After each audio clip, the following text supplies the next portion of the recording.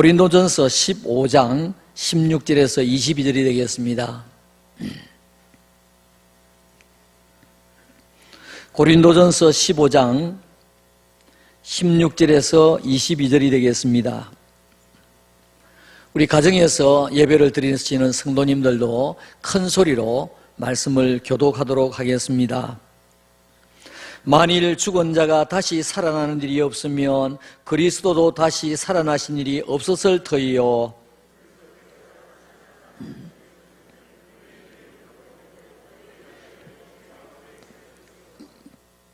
또한 그리스도 안에서 잠자는 자도 망하였으리니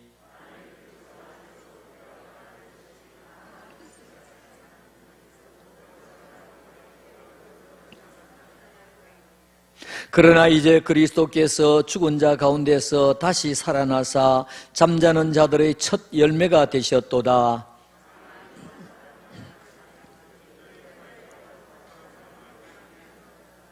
아담 안에서 모든 사람이 죽은 것 같이 그리스도 안에서 모든 사람이 삶을 얻으리라. 아멘.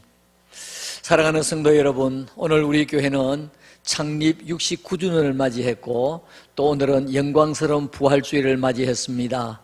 오늘 귀한 예배에 참석하신 성도 여러분들, 또 가정에서 예배를 드리는 모든 성도님들, 한 분 한 분 머리 위에, 가정 위에, 또 손으로 하는 모든 일들 위에 하나님의 크신 은혜와 축복이 함께 하시기를 우리 주님의 이름으로 축원합니다. 저는 오늘 이 본문 말씀을 가지고 예수 부활은 가장 큰 소망, 예수 부활은 우리에게 가장 큰 소망이라고 하는 제목으로 말씀을 드리면서 은혜를 나누고자 원합니다. 여러분, 오늘 우리가 읽었던 이 말씀 가운데 아담 한 사람으로 말미암아 우리 모두가 다 죄인이 되었고 죽게 되었다고 말씀했습니다. 예수 한 사람으로 말미암아 우리 모두 다 살게 되고 구원을 얻게 되는 내용이 오늘 본문 말씀 가운데 나타나 있습니다. 우리 모두 다 죽게 된 우리 인생들, 예수님께서 이 땅에 오셔서 우리를 살리시기 위해서 꼭 반드시 거쳐야 할 단계가 세 단계가 있습니다. 그것은 무엇이냐 하니까 예수 그리스도께서 이 땅에 오시는 탄생입니다. 그리고 두 번째로는 예수 그리스도의 죽음이십니다. 세 번째로는 예수 그리스도께서 죽은 자 가운데서 다시 살아나는 부활입니다. 그래서 우리 기독교를 부활의 종교다, 그렇게 말씀합니다. 제가 방금 말씀드린 것 같이 우리를 구속하시기 위하여 예수님께서 꼭 거쳐야 할 단계 세 가지가 예수 그리스도의 오심, 탄생입니다. 예수 그리스도의 죽음입니다. 예수 그리스도의 또 이 부활입니다. 마태복음 1장 21절을 말씀해 보시니까 아들을 낳으리니 이름을 예수라 하라. 아들을 낳는단 말이 무슨 말입니까? 이 땅에 오신다는 말입니다. 탄생입니다. 이름을 예수라 하라. 이는 그가 자기 백성을 그들의 죄에서 구원할 자이심이라 하니라. 우리를 구원하시기 위하여 맨 첫 단계, 우리 예수님께서 사람을 구원하시기 위해서 사람의 몸을 입고 이 땅에 오셨다는 것을 말씀하고 있습니다. 두 번째 단계가 무엇입니까? 예수님의 죽으심입니다. 피 흘림이 없으면 사함이 없다고 했으니까 히브리서 9장 22절 말씀에 모든 물건이 피로서 정결하게 되나니, 모든 물건이 피로서 정결하게 되나니 피 흘림이 없은즉 사함이 없느니라. 그래서 예수 그리스도께서는 십자가에 못 박혀 돌아가셔야 했던 것입니다. 자, 여기까지로 끝난다고 하면 우리 기독교는 세상의 종교와 다를 바가 전혀 없습니다. 다를 바가 전혀 없습니다. 그러나 우리 예수님께서는 여기서 끝난 것이 아니라 우리의 진정한 소망, 산 소망, 부활의 주님을 나타나신 것입니다. 죽은 자 가운데서 3일 만에 다시 살아나셔서 영광의 부활의 몸으로 우리에게 나타나셨습니다. 고린도전서 15장 14절 말씀에 그리스도께서 만일 다시 살아나지 못하셨으면 우리가 전파하는 것도 헛것이요 또 너희 믿음도 헛것이며, 19절 말씀해 보시면 만일 그리스도 안에서 우리가 바라는 것이 다만 이 세상의 삶뿐이면 모든 사람 가운데서 우리가 더욱 불쌍한 자이리라 말씀했습니다. 자, 여러분, 우리 예수님께서 다시 살아나신 이 부활이 없다고 하면 우리는 오늘 이 자리에 앉아있는 이 자리가 정말 무익한 자리가 될 것이고, 예수님을 믿는다고 우리가 여러 가지 절제하며 희생해가면서 살아가는 우리의 삶이 이 세상 그 어떤 사람보다도 가장 불쌍한 삶이 될 것이다. 성경은 그렇게 말씀하고 있는 것입니다. 우리 예수님께서는 우리를 구원하시기 위하여 사람의 몸을 입으시고 이 땅 위에 오셨습니다. 예수님께서는 우리의 모든 죄를 다 짊어지시고 십자가의 대속의 죽음을 죽으셨습니다. 그리고 예수님께서는 우리를 살리시기 위해서 영화로운 부활을 하셨고, 지금은 저 천국에 가셔서 이제 재림하실 그날을 기다리시고 계시는 우리 주님이십니다. 오늘 부활주일을 맞이하여 오늘 이 본문 말씀 가운데서 첫째로 생각해 볼 것은 우리 기독교의 핵심이 무엇이냐? 부활이라고 하는 것입니다. 이 부자라고 하는 말은 다시 부자, 활자는 살 화자입니다. 그럼 무슨 말입니까? 다시 살아난다는 말이 아니겠습니까? 우리가 죽었다가 썩어져서 완전히 없어진다고 하면 아무 소용이 없겠죠. 그러나 우리는 그 죽은 자 가운데서 다시 살아나는 부활이 우리에게 있다라고 하는 것입니다. 여러분, 성경을 읽으시면서 구약시대에 부활이라고 하는 용어를 찾아볼 수가 없을 것입니다. 그러나 부활 사상이 없는 것은 아닙니다. 자, 예를 들면 엘리야가 이제 그 사르밧 그 과부의 아들을 살려주는 그런 내용이 열왕기상 17장에 나와 있습니다. 엘리사가 수넴 여인의 죽은 아들을 살리는 내용이 열왕기야 4장에 있습니다. 죽었던 자가 다시 살아난다라고 하는 그런 내용이 나타나고 있습니다. 자, 그런데 그러면서도 부활이라고 하는 용어가 나타나지 않습니다. 그리고 구약 성경에 죽은 자가 다시 살아날 것이라고 하는 것이 몇 군데가 있는데, 이사야 26장 19절 말씀에 보시면 주의 죽은 자들은 살아나고 그들의 시체들은 일어나리이다. 티끌에 누운 자들아, 너희는 깨어 노래하라. 주의 이슬은 빛난 이슬이니 땅이 죽은 자들을 내놓으리라. 죽은 자가 다시 살아난다는 말씀이 이사야에 나와 있습니다. 그리고 다니엘서 12장 2절 말씀에 보시면 땅의 티끌 가운데에서 자는 자 중에서 많은 사람이 깨어난다. 부활 아니겠습니까? 땅의 티끌 가운데서 자는 자 중에서 많은 사람이 깨어나 영생을 받는 자도 있겠고, 수치를 당하여서 영원히 부끄러움을 당할 자도 있을 것이다. 무슨 말입니까? 구원 얻어서 천국 갈 자도 있고 완전히 지옥에 갈 사람도 있을 것이다. 구약 성경에서도 우리의 부활 신앙을, 부활 사상을 말씀하고 있습니다. 언급하고 있습니다. 그러나 구약 시대는 이것이 많이 언급이 되지 않고 있습니다. 많이 강조도 되지 않고 있습니다. 이것이 언제부터 이제 많이 강조되고 본격적으로 말씀을 하게 되었느냐 하니까 우리 예수님께서 이 땅에 오신 신약시대부터입니다. 예수님께서는 이 땅에 오셔서 요한복음 11장 25절과 26절 말씀에 예수께서 이르시되 나는 부활이요 생명이니, 예수님께서 콕 집으셔서 나는 부활이요 생명이다. 나는 죽은 자 가운데서 다시 살아나는 부활이다 라고 하는 것을 말씀하고 있습니다. 우리 예수님께서는 죽은 자를 다시 살리실 바로 장본인 아니겠습니까? 그 예수 그리스도께서 신약시대에 오셔서 나는 부활이요 생명이니 나를 믿는 자는 죽어도 살겠고 무릇 살아서 나를 믿는 자는 영원히 죽지 아니할 것이다. 이것을 내가 믿느냐라고 말씀하고 있는 것을 보게 됩니다. 자, 여러분 말씀을 한번 종합해 보시면 이 부활사성이 구약시대에 없었던 것 아닙니다. 구약시대에 있었지만은 구약시대에는 많이 언급이 되지 않고 있습니다. 이 용어를 콕 집어서 사용하신 분이 누구냐? 바로 예수님이십니다. 예수님께서 이 땅에 구원자로 오신 이후부터 이제 부활사상, 부활을 계속해서 말씀하시게 되었습니다. 이런 의미에서 볼 때에 저는 말씀을 준비하다가 무슨 생각이 들었느냐 하니까 저는 아브라함보다도 복받은 사람이고 이삭보다도 복받은 사람이다. 구약시대는 그야말로 이 부활사상을 희미하게 알고 있었습니다. 마치 거울을 보는 것과 마찬가지로. 여러분, 거울을 보면 희미하다 하는 말이 이해가 잘 되지 않죠? 요즘에 거울을 보면 머리카락 하나, 실로라기 하나까지 다 보이는데 왜 희미하다고 하느냐? 여러분, 요즘에는 이 유리에다가 뒤에 수건을 칠해가지고 잘 보이게 했습니다만은 옛날에는 그런 기술이 발달하지를 아니했거든요. 그러다 보니까 구리 동판을 망치로 잘 깨끗하게 이렇게 편편하게 만들어서 그걸 막 갈았습니다. 갈아가지고 그것을 얼굴에 비추었어요. 그러니까 정확하게 볼 수가 없었습니다. 과거에는 이와 같이 거울을 보는 것 같이 희미했듯이 구약시대는 이 부활 사상이 그렇게 명확하게 두드러지지 아니했고 구약성에 강조했지 아니했기 때문에 구약시대보다도 신약시대에 살아가는 우리가 예수님 오신 이후에 살아가는 이후에 우리가 훨씬 더 확실한 부활신앙을 가지고 믿을 수 있게 된 것이 얼마나 큰 복인지 저는 구약시대보다도 훨씬 더 복받은 사람이다 그런 생각을 해 보았습니다. 여러분, 예수님께서 말씀하셨습니다. 나는 부활이요 생명이니 죽어도 살겠고 물어 살아서 이와 같이 믿는 자는 영원히 죽지 않겠다고 우리 주님께서 말씀하셨습니다. 그러므로 오늘 우리 부활주일은 우리 기독교의 핵심 중에 핵심인 것입니다.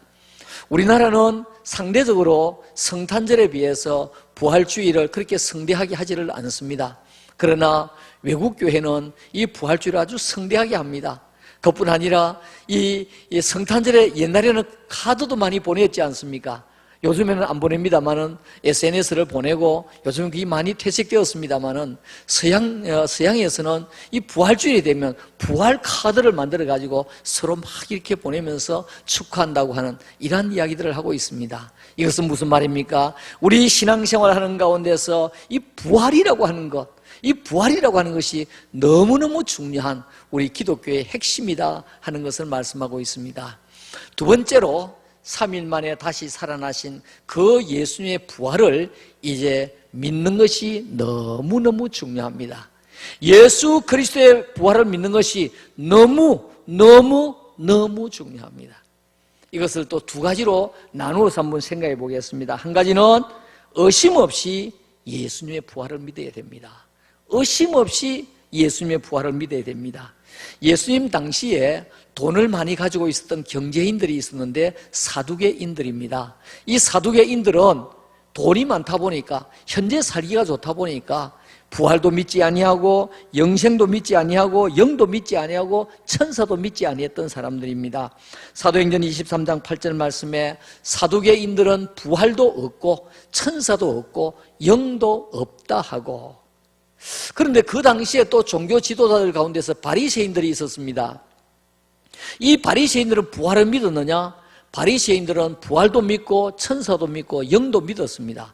그런데 예수님을 메시아로 인정하지 아니하고 예수님의 부활을 믿지를 아니했던 것입니다.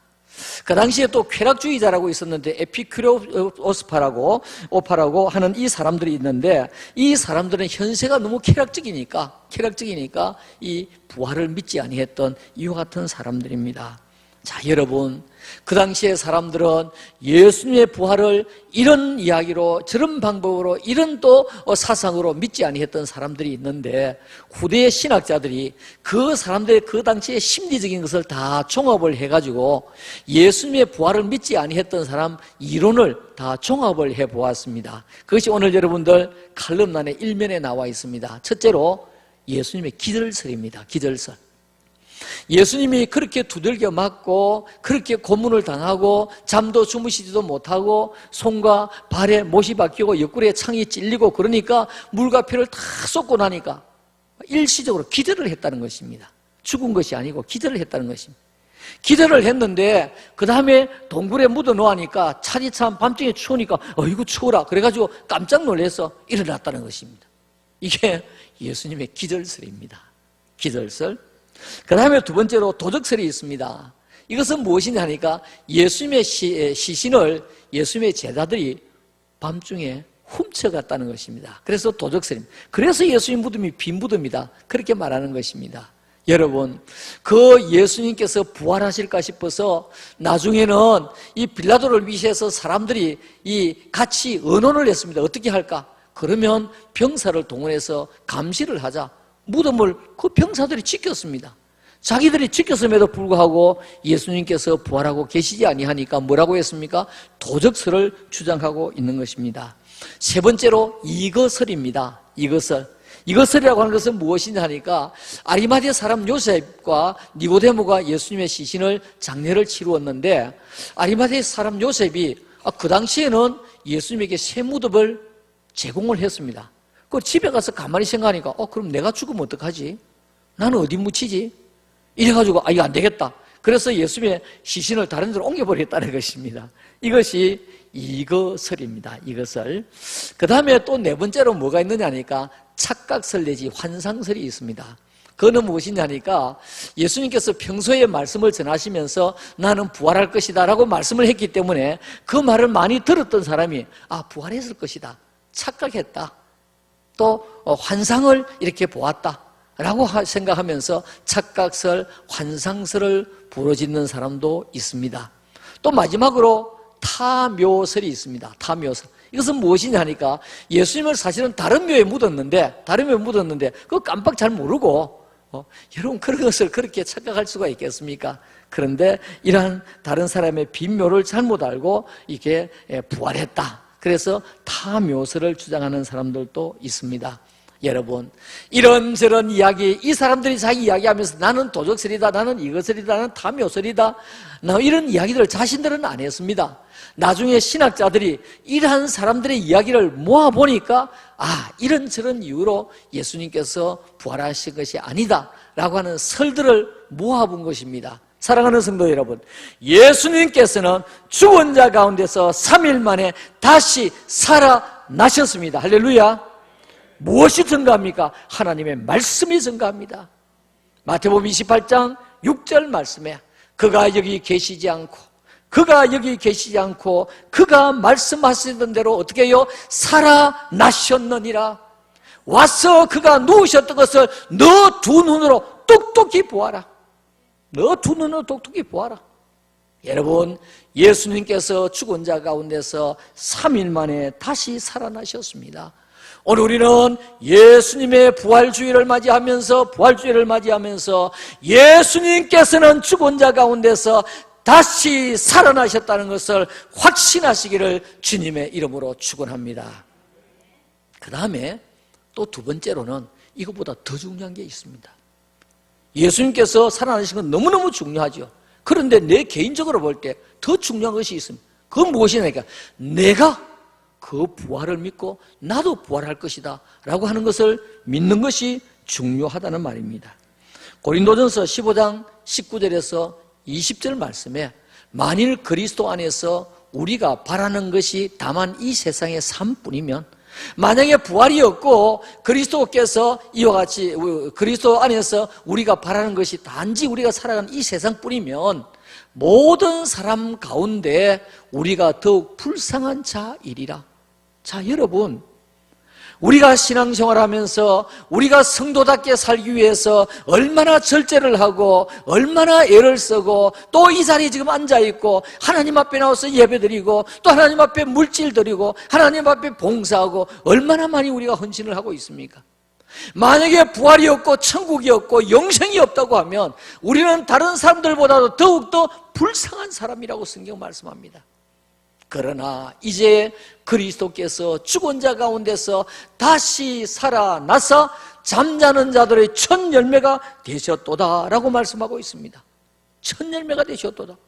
아니 목사님 그러면 제가 부활할 것이면 여기 김정태도 기록이 되어야 되고 홍길동도 기록이 되어야 되고 성춘향도 기록이 되어야 되고 이름이 없지 않아요. 여러분 이름이 기록될 당시 성경이 기록될 당시 우리 태어나지 아니었습니다. 오늘 우리 예수님께서 부활의 첫 열매가 되셨다는 말은 무슨 말씀입니까? 그 다음에 열매는 내가 되고 그 다음에 열매는 여러분들의 성도님이 되고 다 하나님 앞에 부름받는 순서대로 된다고 하는 것을 우리에게 말씀하고 있는 것입니다. 때문에 예수 그리스도의 부활을 아멘으로 확신해야 되고 그 다음에 나도 죽은 이후에 부활할 수 있다고 하는 이 믿음, 이 신앙, 이 부활신앙을 가지시기를 주님의 이름으로 축원합니다. 세 번째로 부활의 시기와 순서입니다. 부활의 시기와 순서. 첫째로 예수님의 부활입니다. 예수님은 당연히 이제 부활을 하셨습니다.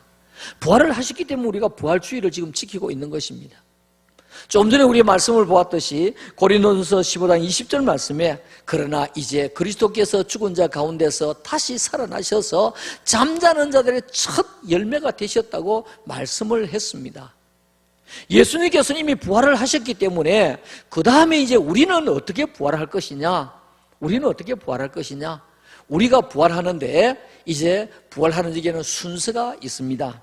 고린도전서 15장 51절과 52절 말씀에 보라 내가 너희에게 비밀을 말하겠는데 비밀을 말하노니 우리가 다 잠잘 것이 아니요 마지막 나팔의 순식간에 홀련히 마지막 나팔 순식간에 이 무슨 말입니까? 재림 때에 우리 예수님께서 다시 재림하시는 날 우리 예수님께서는 부활하시고 성천하시고 이제는 재림하실 일만 남아 있습니다.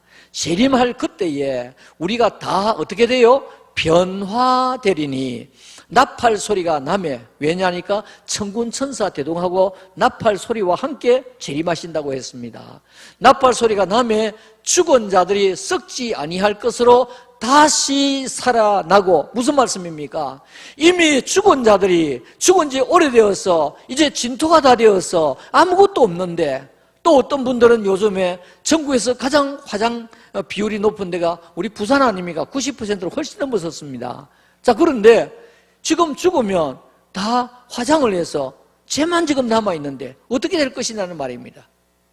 여기 보니까 나팔 소리가 나서 죽은 자들이 썩지 아니할 것으로 다시 살아나고 우리가 염려 안 하셔도 우리 주님께서 우리가 다시 부활하는 날에는 죽은 자들이 또 썩지 아니할 몸으로 영화로운 몸으로 변화된 몸으로 부활한다고 말씀하고 있습니다.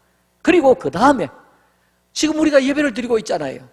예배를 드리고 있는데 이 순간에 만약에 우리 주님께서 재림하시면 우리는 어떻게 될 것인가? 우리도 그러면 죽어서 아이고 장사를 치르고 그 다음에 썩은 다음에 다시 일어나야 되느냐? 아니라는 말입니다. 지금 성경 구절이 나갔습니다마는 마지막에 우리도 변화하리라 그랬습니다. 우리도 변화하리라. 이 말씀을 더욱더 구체적으로 볼 수 있는 데가 데살로니가전서 4장 16절과 17절입니다. 주께서 호령과 천사장의 소리와 하나님의 나팔 소리 무엇입니까? 재림의 때 그 말입니다. 재림의 때.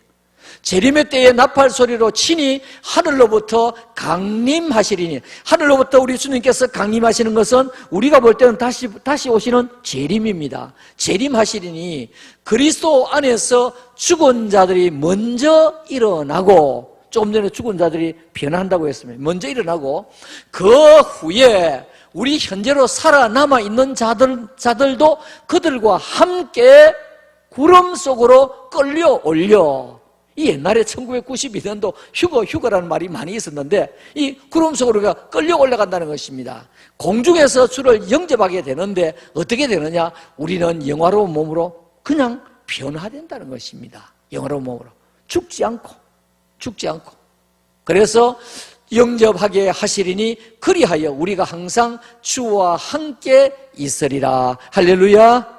자, 그러니까 부활의 순서입니다. 예수님께서 맨 먼저 부활하셨고 예수님께서 재림하시는 날에 죽은 자들이 먼저 부활을 하고 그 다음에 우리 살아남은 자는 영화롭게 변화된 몸으로 우리 주님을 맞이하게 된다는 것입니다.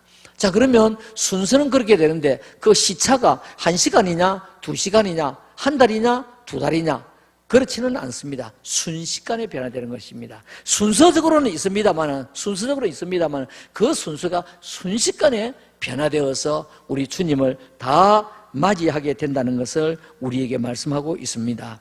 그러므로 예수님께서 부활하셨고 그리고 우리 자신들이 앞으로 부활할 것이기 때문에 우리가 믿는 이 믿음은 진짜 믿음입니다. 우리가 증거하는 이 복음은 진짜 복음인 것입니다. 우리는 영원한 영생을 얻게 된 사람들입니다. 우리는 복받은 사람들입니다. 형제나 우리가 살아가면서 사두개인들과 같이 아이고 세상이 너무너무 살기 좋네, 어째래 살기 좋노, 앞으로 얼마나 어떻게 세상이 변할지 우리 아무도 알지 못합니다.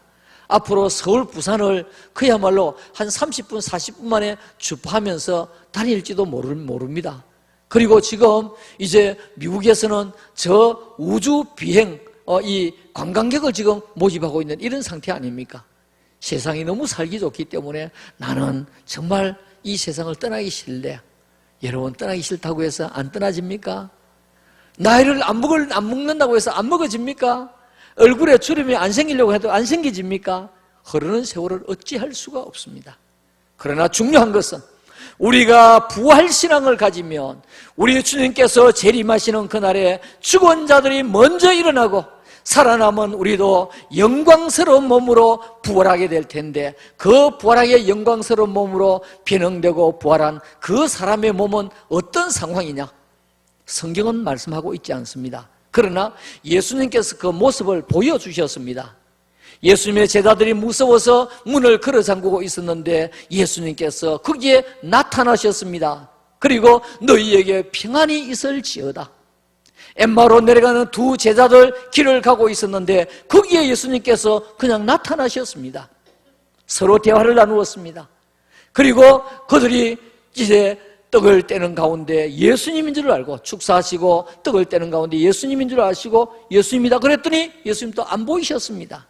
어떤 몸입니까? 시공간을 초월하는 몸입니다. 시공간을 초월하는 몸. 그런 몸으로 우리가 영화로운 몸으로 변화될 것입니다. 얼마나 감사합니까? 여러분, 이 세상이 아무리 살기 좋다고 해도 세상에 마음을 놓고 우리의 믿음을 묻어버리면 우리는 어떤 사람이냐? 현대판 사두개인들이 될 수밖에 없는 것입니다. 때문에 우리는 우리 주님의 부활을 아멘으로 믿고, 그 다음에 내가 부활할 것을 확신하면서 신앙생활을 하는 여러분들 되시기를 주님의 이름으로 축원합니다. 마지막 네 번째로, 부활의 축복을 받은 우리는 어떻게 살아야 할 것인가?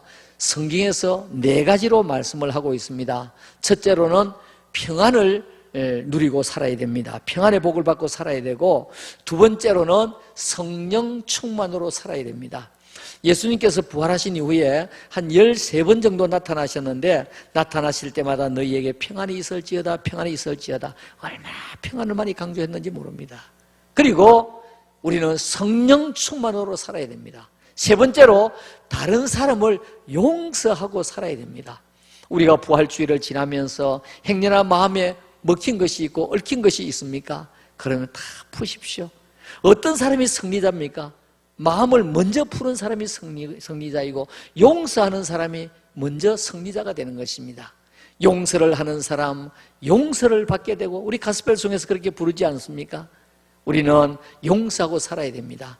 네 번째로는 부활을 증거하고 전도자의 삶을 살아야 됩니다. 오늘 제가 네 가지 다 말씀을 드릴 수가 없고 한 가지만 말씀을 드리겠습니다. 평안. 코로나로 인해서 너무나 우리는 지금 마음이 쫓기는 가운데 살고 있습니다. 너무 쫓기는 가운데 살고 있습니다. 저는 30% 대면 예배에서 20% 되니까 마음이 얼마나 다 무너지는지요. 우리 교육자들과 또 어떻게 해야 되나? 자리를 어떻게 또 배정을 해야 되나? 그래서 아마 여러분들 전화로 하신 분들 전화를 많이 받았을 것입니다.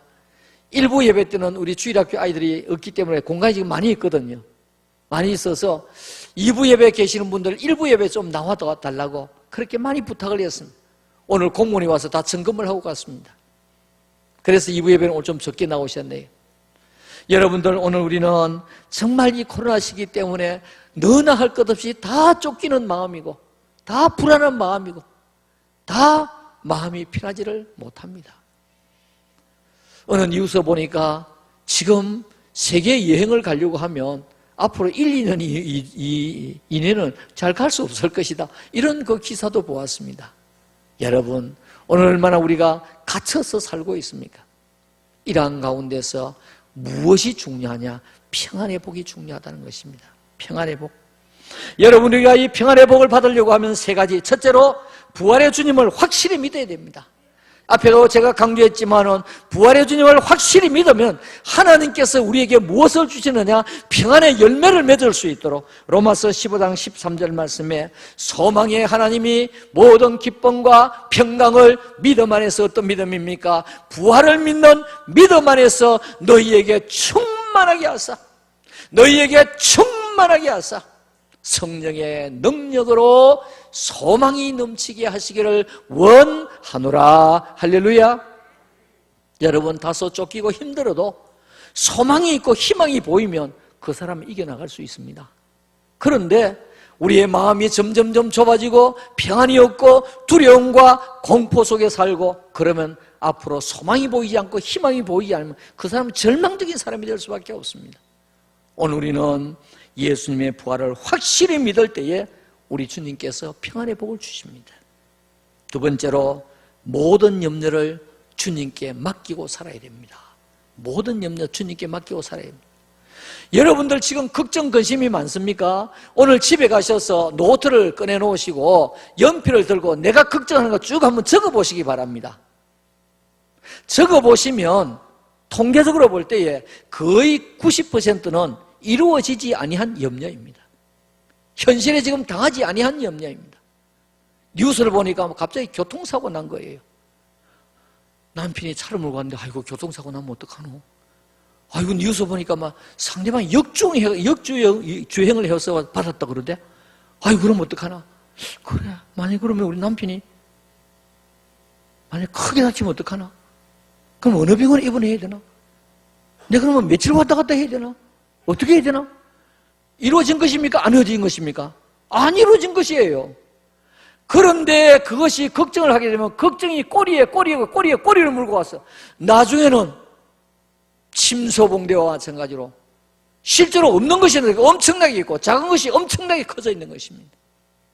여러분, 염려를 다 주님께 맡기고 살아가시기를 주님의 이름으로 축원합니다. 잠언 16장 3절 말씀에 보니까 너의 행사를 여호와께 맡기라, 너의 삶을 여호와께 맡기고 살아가라, 그리하면 너의 경영하는 것을 하나님께서 이루어 주시리라. 할렐루야. 우리 맡기고 살아가십시다. 맡기고 살아가십시다. 여러분, 막상 맡기고 산다고 하지만 잘 안 되지만은 우리는 주님께 맡기고 기도하고 맡기고 살아야 됩니다. 그래야 우리에게 평안이 있게 되는 것입니다. 세 번째로 현재 어려움을 불평 없이 받아들입시다. 현재 어려움. 여러분, 지금 코로나로 인해서 어려움은 다 당하는 어려움입니다. 크고 작음의 문제이지, 이 코로나의 어려움을 당하지 아니하는 사람 누가 있겠습니까? 아무도 없습니다. 여러분, 우리가 당하는 어려움을 당할 때 크게 두 가지로 나누어서 생각해야 됩니다. 첫째로, 내가 내 욕심 때문에, 내 죄 때문에 당하는 어려움은 어떡합니까? 이것은 회개해야 됩니다. 회개해야 됩니다. 우리가 욕심이 생기면 그 다음에 사탄이 시험을 하게 되거든요. 이 사탄의 시험을 좀 영어를 써서 미안합니다만은 템퍼테이션이라고 합니다. 이것은 내 욕심으로 생기는 이와 같은 사탄의 시험입니다. 그런데 제가 방금 말씀드린 이 시험은 어떤 시험이냐니까, 하나님께서 우리의 신앙의 성장을 위해서 주시는 테스트가 있습니다. 히브리서 12장 11절 말씀에 무릇 징계가 당시에는 즐거워 보이지 않고 징계를 했습니다. 이게 뭐냐? 테스트입니다. 학교에서 학생들이 공부를 하고 그 다음에 중간고사를 치는데 그 중간고사는 함정에 빠뜨리기 위한 시험이 아니잖아요. 이것은 그 사람의 실력이 어느 정도 되는지, 그 아이의 실력이 어느 정도 되는지 테스트를 하고 그 다음에 또 선생님이 내가 이런 면에서 더 강조해서 가르쳐야 되겠다, 그걸 측정하는 것 아니겠습니까? 이게 테스트거든요. 무릇 테스트가 당시에는 즐거워 보이지 아니하고 슬퍼 보이나 후에 그로 말미암아 연단받은 자들은, 그 훈련을 잘 이겨낸 자들은 의와 평강의 열매를 맺느니라. 할렐루야. 여러분, 어려움을 당하십니까? 그 어려움을 당하신다고 하면 그것을 딱 분석하시기 바랍니다. 하나님, 제가 분석해 보니까 이 분석은 제 욕심 때문에 이와 같은 어려움이 당했네요. 하나님, 저를 용서해 주세요. 하나님, 제가 욕심이 너무 과했습니다. 하나님, 저를 용서해 주세요. 그러면 하나님께서 평안을 주세요. 그런데 이건 아무리 생각해도 이해할 수 없는 이와 같은 어려움이다.